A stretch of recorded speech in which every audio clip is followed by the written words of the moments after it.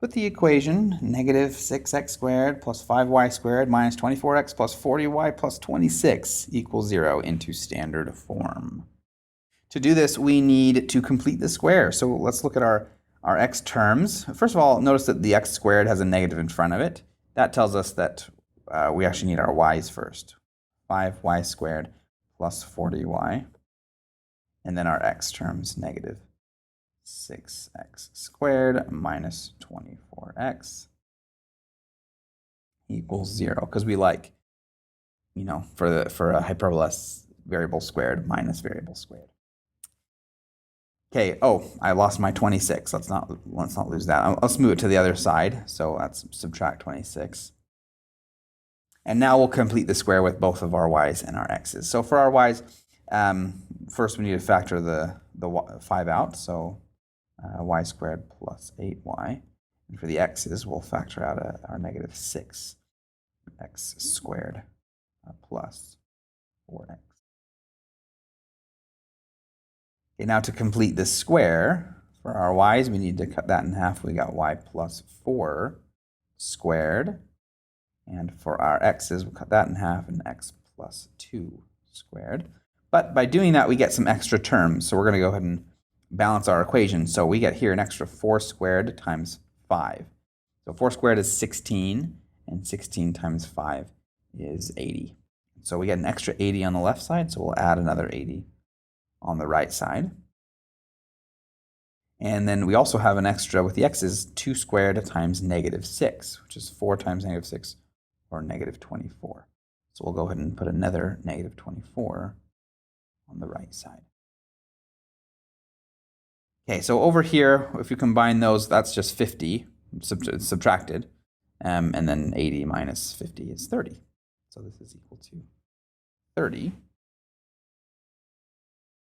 But for the equation of a hyperbola, we want it to equal 1. So to do that, we're just going to divide both sides here by 30. Okay, so divide everything by 30. So over here we get y plus 4 squared over 6 minus x plus 2 squared over 5 equals 1. So now we can go ahead and state all of our properties. Our center is at negative 2, negative 4. Because the y is coming first, this is a vertical hyperbola. So when we're finding our vertices, we'll be changing the y coordinate. So negative 2, comma, negative 4 plus or minus the thing that's squared here, which is the square root of 6. And for our foci, well, we need to find c. And c squared is equal to a squared plus b squared, which is 6 plus 5. So c is the square root of 11. So for our foci, we've got negative 2, comma, negative 4 plus or minus the square root of 11. Okay, we also would like to find the equations of the asymptotes. And for the asymptotes, we know that our slope, the slopes of the asymptotes are plus or minus b over a. And b is root 6 and a is root 5. Root 6 and root 5. Or we could just write that as a single fraction underneath the root. We also go through the point negative 2, negative 4. So we can use point slope form of a line.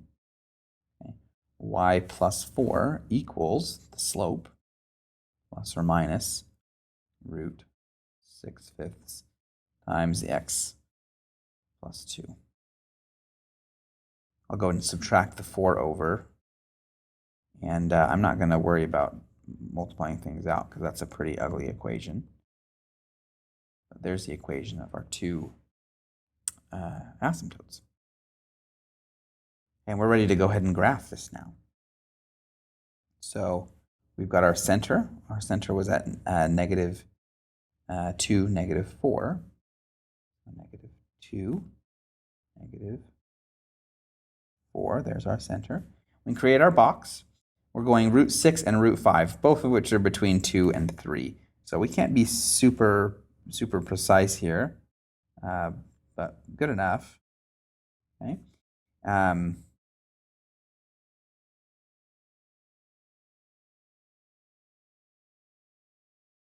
Kind of create our box out of those, and create our asymptotes.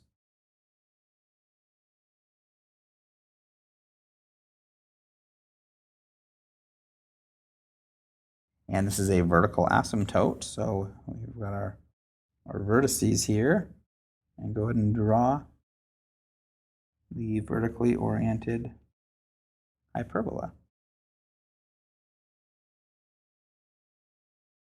And there's the sketch of our hyperbola.